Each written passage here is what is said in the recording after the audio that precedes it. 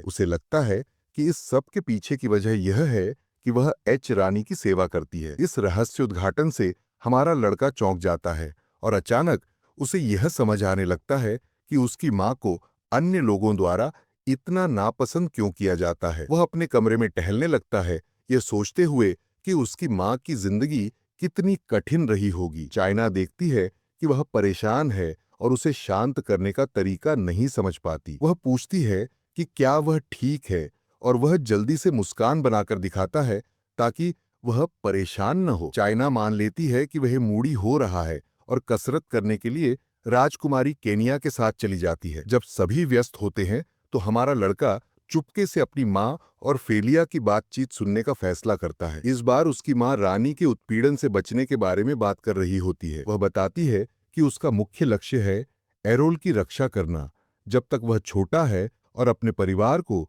और नुकसान से बचाना। उनकी आवाज पहले से कहीं अधिक गंभीर और दृढ़ होती है। लेडी राणा मिस फेलिया के करीब आना चाहती है, लेकिन यह स्पष्ट है कि वह सिर्फ दोस्ती से अधिक कुछ सोच रही है। फेलिया इसे समझती है, लेकिन राणा के दृढ़ निश्चय का सम्मान करती है और सहमत होती है। दोनों तय करते हैं कि जब मुश्किल समय आएगा तो वे एक दूसरे पर भरोसा कर सकते हैं। इस बीच प्रिंस एरोल गहरी सोच में होता है, ये महसूस करते हुए कि उसकी माँ रानी और उपपत्नियों के बीच के असली मामले को पूरी तरह समझती है, जिसमें वह और उसकी माँ दोनों शामिल हैं। लेकिन वह यह भी सोचता है कि उसकी माँ का अगला कदम क्या होगा। जब एरोल सोच में डूबा होता है तो अचानक एक लड़की उसके पास आ जाती है। उसे समझ नहीं आता कि वह वहां कैसे आई। वह चुपचाप प्रार्थना करता है कि वह उससे दूर रहे, लेकिन इसके बजाय वह उसके बिस्तर पर चढ़ जाती है और उसके गालों को दबाने लगती है।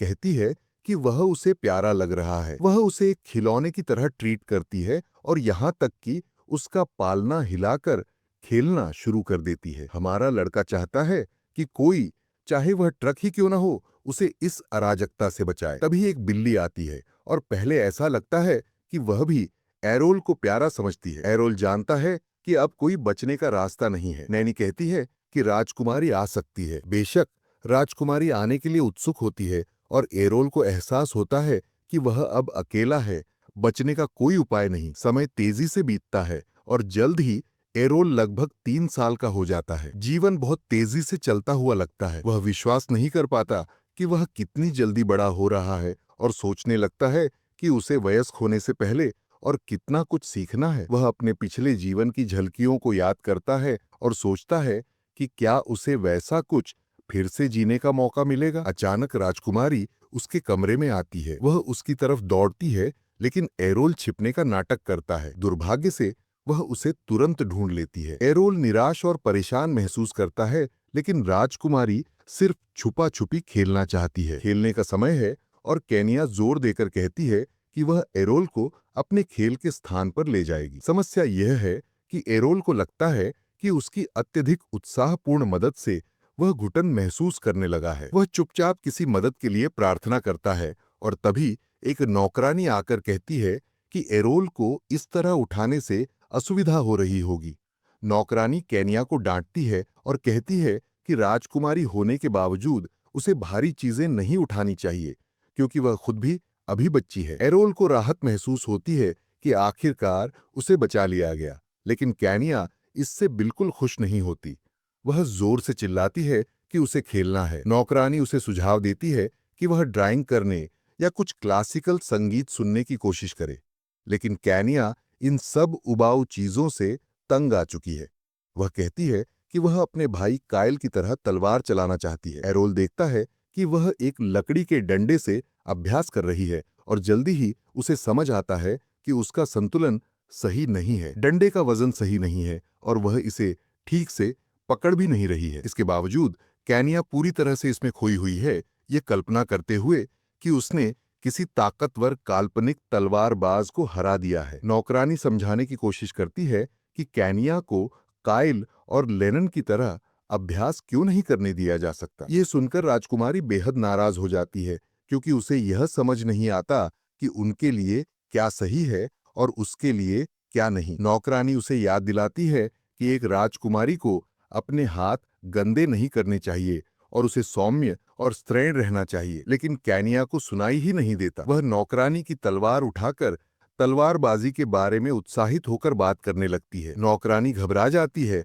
और उससे तलवार वापस लेने की कोशिश करती है, या कम से कम म्यान ही ले ले। एरोल पास खड़ा रहता है और उसे कैनिया अब और भी ज्यादा पसंद आने लगती है। समय बीतता है और प्रिंस एरोल अब 5 साल का हो गया है। वह अपने क्षेत्र के खेतों में एक शाही और बहादुर राजकुमार की तरह दिखने की कोशिश करता है, लेकिन असल में वह एक खिलौने के घोड़े पर झूलते हुए मजे कर रहा होता है। चाइना, उसकी नौकरानी और साथी घुड़सवारी प्रशिक्षक उसे एक असली घोड़े पर चढ़ने के लिए कहती है, लेकिन एरोल इसे खारिज कर देता है और कहता है कि यह बहुत जोखिम भरा है। चाइना उसे प्रेरित करने की कोशिश करती है और कहती है कि उसकी उम्र के राजकुमारों को घुड़सवारी और तलवार चलाने जैसी चीजों में दिलचस्पी लेनी चाहिए। लेकिन एरोल का जवाब होता है, राजकुमारों को ये सब करने की जरूरत नहीं। इससे चाइना निराश हो जाती है, क्योंकि एरोल में बिल्कुल भी महत्वाकांक्षा नजर नहीं आती। असल में एरोल कोई आम बच्चा नहीं है।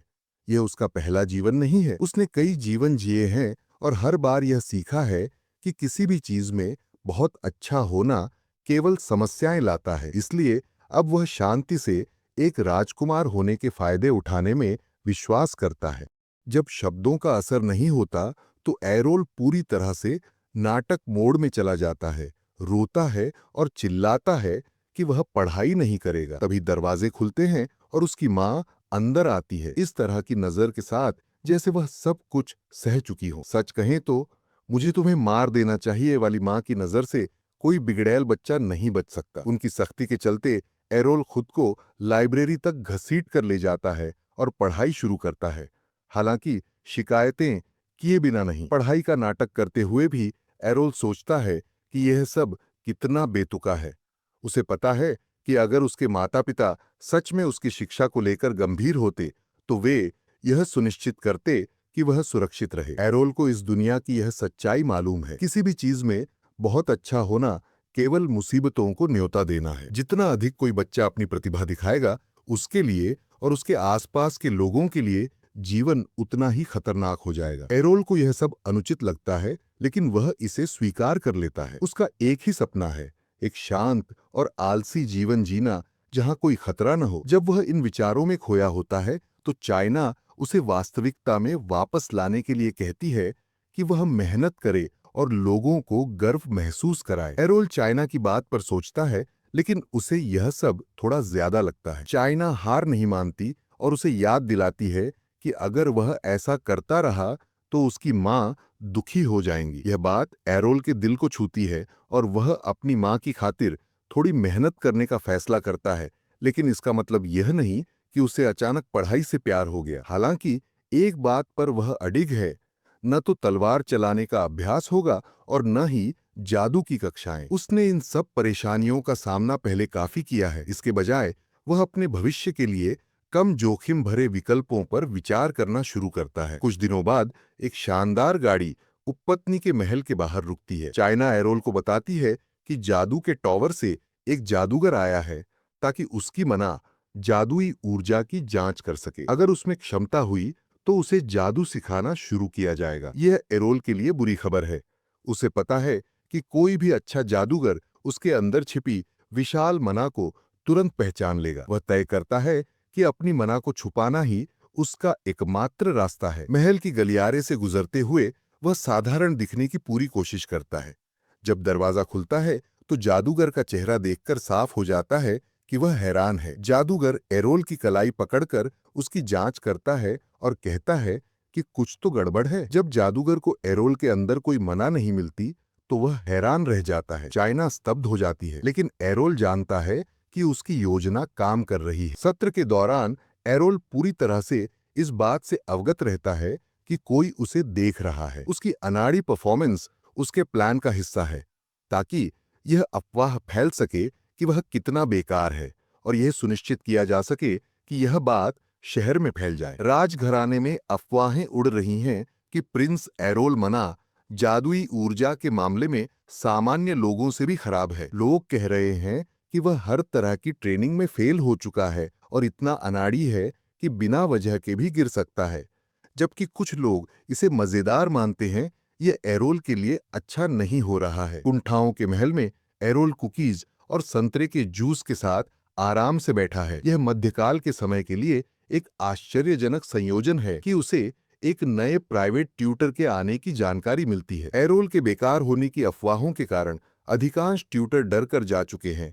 इसलिए एरोल को यह जानने की उत्सुकता होती है कि कौन इतना बहादुर या पागल है जो उसकी पढ़ाई का जिम्मा उठाएगा। वह खिड़की से बाहर देखता है और देखता है कि ट्यूटर गाड़ी से बाहर आ रहा है। कुछ ही मिनटों बाद उसे पता चलता है कि उस ट्यूटर का नाम गामल पेरा है। कमरे का माहौल तुरंत अजीब हो जाता है, क्योंकि गामल को एक ऐसे छात्र को पढ़ाना है जिसे हर कोई निराशाजनक मानता है, और एरोल पहले से ही बोर हो चुका है। एरोल गहरी सांस लेकर सोचता है कि क्यों न साहित्य से शुरुआत की जाए, जिसमें विदेशी और सामान्य भाषाओं पर ध्यान दिया जाए। गामल उसके सामने किताबों का ढेर लगा देता है और कहता है कि बुनियादी व्याकरण को सीखने में केवल 1 दिन लगेगा। लेकिन चूंकि एरोल की प्रतिष्ठा इतनी खराब है, गामल उसे कुछ और दिन देता है, जैसे कि यह कोई बड़ी बात नहीं है अगर वह इसे सही से न कर सके। यह बात एरोल को खटकती है, इसलिए वह खुद से वादा करता है कि वह पूरी कोशिश करेगा। गामल आगे बात करता है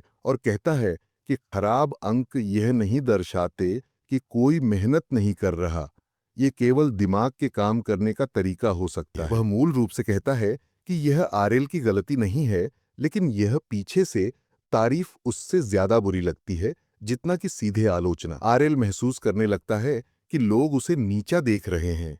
यकीनन वह चाहता था कि सभी उससे उम्मीद करना बंद कर दें, लेकिन उसे यह उम्मीद नहीं थी कि उनकी दया इतनी चुभेगी। रात को आरेल चुपके से लाइब्रेरी में घुस जाता है, अपनी टॉप टियर भाषा कौशल पर गर्व महसूस करते हुए। पिछले 100 जीवनों की वजह से वह बचपन से ही कई भाषाओं में माहिर है। जब वह लाइब्रेरी में घूमता है तो वह सोचता है कि क्या उसे सभी को यह बताना चाहिए कि वह असल में कितना जीनियस है। वह अपनी ऊर्जा पर ध्यान केंद्रित करता है और किताबों की तलाश करता है, शब्दावली और व्याकरण पर जादू का उपयोग करके उन्हें अलमारियों से खींचता है, क्योंकि वह उन तक पहुंचने के लिए बहुत छोटा है। लेकिन वह यहीं नहीं रुकता, वह विदेशी भाषाओं की किताबें भी पकड़ता है, ये जानने के लिए कि वह पहले से ज्यादा क्या जान सकता है। सभी किताबें एक टेबल पर ठीक से रखी जाती हैं और वह काम शुरू करता है। आरेल सोचता है कि सभी भाषाएं समान बुनियादी नियमों का पालन करती हैं।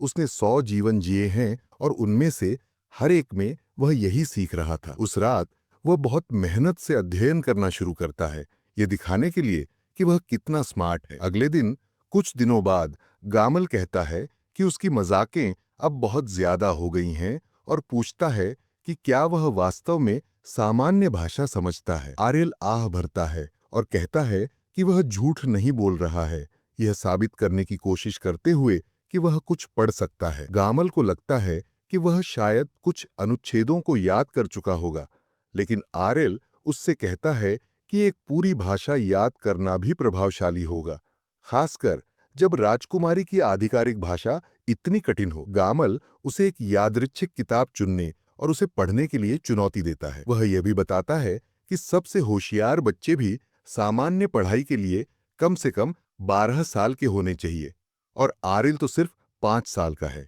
आरिल तुरंत एक किताब उठाता है और बिना किसी गलती के उसे पढ़ता है, जिससे गामल पूरी तरह से चौंक जाता है। गामल बहुत प्रभावित होता है और आरिल की प्रतिभा को असाधारण कहता है। आखिरकार जब एक छात्र उत्कृष्टता प्राप्त करता है तो शिक्षक का नाम भी रोशन होता है। आरिल अपने शिक्षक से कहता है कि उसे खुश होना चाहिए कि उसे ऐसा जीनियस छात्र मिला है। गामल उत्तेजित होकर उस दिन के पाठ में कूद पड़ता है, ये सिखाने के लिए कि उसका प्रतिभाशाली शिष्य कितना आगे जा सकता है। अगले दिन आरिल के बारे में अफवाहें तेजी से फैलने लगती हैं। जहां पहले लोग उसे मूर्ख और बेकार मानते थे, अब वे सब यह चुपचाप मानने लगे हैं कि उसने 2 दिन में सामान्य भाषा को मास्टर कर लिया है। अफवाहें उड़ने लगती हैं कि आरिल गणित की समस्याओं को बस ऐसे ही हल कर सकता है, और इसी तरह आरिल का जीनियस बनने का किंवदंती जन्म लेती है। लेकिन ये कहानियां हो कहां से आईं? ये पता चलता है कि एक स्थानीय तवर्ण में किसी ने चाय या बियर की चुस्की लेते हुए गामल, आरिल के शिक्षक, को यह बताने के लिए अधिक शराब पी ली थी कि कैसे उसने हमेशा राजकुमार की संभावनाओं को देखा जब बाकी लोग उसे बेकार समझते थे। वह इस बारे में बात कर रहा था कि छुपी हुई प्रतिभाओं को बस सही शिक्षक की आवश्यकता होती है। यानी उसे जल्दी ही आर्यल की प्रतिभा के बारे में खबर राजा तक पहुंच जाती है। राजा काफी हैरान होता है और लेडी राणा से बात करता है कि उनका बेटा शायद तलवार और जादू की चीजों में संघर्ष कर रहा था, क्योंकि यह उसकी चीज नहीं थी। लेडी राणा माफी मांगती है कि उसने जल्द नहीं पहचाना कि उनका बेटा कितना विशेष था। राजा उसे सांत्वना देता है और कहता है कि वह जानता है कि उनका बेटा अद्भुत काम करेगा। इस बीच आर्यल उस पूरी बातचीत को सुन रहा है, सोचते हुए कि हाँ, वह बस इतना करेगा कि राजा को प्रभावित रखे, जीवन में एक अच्छा स्थान चुने और मजे करे। और इसी तरह आर्यल ने अपनी 100 पहली जिंदगी की शुरुआत की, इस बार एक ब्रेनियाक प्रिंस के रूप में। कुछ दिनों बाद वह देखता है कि महल के बाहर ज्यादा सुरक्षाकर्मी तैनात किए गए हैं। वह जल्द ही यह समझ जाता है कि चूंकि वह लड़ नहीं सकता और न ही जादू का उपयोग कर सकता है, राजा ने उन्हें उसकी सुरक्षा के लिए भेजा होगा। आर्यल को थोड़ा गर्व महसूस होता है क्योंकि वह जानता है कि राजा का मूड अच्छा है। लेकिन फिर अचानक एक तेज आवाज सुनाई देती है और उसकी ध्यान आकर्षित होती है। छायना एक विशाल संदूक छोड़कर जाती है और उसकी मां बताती है कि यह राजा की तरफ से एक उपहार है। आर्यल तुरंत उसे खोलता है और देखता है कि उसमें सोने के सिक्के, चमकदार गहने और तमाम खजाने भरे हुए हैं। वह उसमें कुछ खोजते हुए एक अनोखी चेन देखता है। छायना पूछती है कि क्या यह संदूक में सबसे महंगी चीज है, लेकिन आर्यल फैसला करता है कि यह मूल्य पर नहीं है, बल्कि यह चेन सबसे कूल चीज है। आर्यल चेन पहनता है और कहता है कि यह बड़ी दिमागी शक्ति देता है और तेज सोचने में मदद करता है, साथ ही आपको थकने से बचाता है। चाइना इस पर बहुत प्रभावित होती है, सोचते हुए कि यह सब आर्यल की कठिन मेहनत का परिणाम है, लेकिन आर्यल बस इसे साधारण बनाकर दिखाता है। हकीकत में जबकि चेन बाकी लोगों को साधारण लग रही थी, आर्यल देख मना ट्रिगरिंग गैजेट को देख सकता है। हालांकि उसे इसकी जरूरत नहीं है, लेकिन उसका आंतरिक ची काफी अधिक शक्तिशाली है। जब वह हार के साथ कुछ करने की कोशिश करता है तो उसे कैनिया के बारे में सोचने लगता है, जो अपनी तलवार प्रशिक्षण के लिए कड़ी मेहनत कर रही है और अब काफी ताकतवर हो चुकी है। वह अपनी मां से पूछता है कि क्या वह यह हार कैनिया को दे सकता है। उसकी मां कोमलता से उसके सिर पर थपकी देती है और कहती है कि चूंकि यह राजा का उपहार है, इसे उपहार के रूप में देना शायद राजा को भी खुश करेगा। फिर वह पूछती है कि अरोल को कैनिया में क्या पसंद है। वह कहता है कि उसे उसकी ताकत पसंद है, जो सभी नौकरानियों को जोर जोर से हंसाने लगती है। उस दिन पूरी उपपत्नी के महल में खुशी का माहौल होता है। सब जानते हैं कि अरोल न केवल राजा द्वारा मान्यता प्राप्त है, बल्कि विशेष भी माना गया है। युवा योद्धा यहाँ तक कि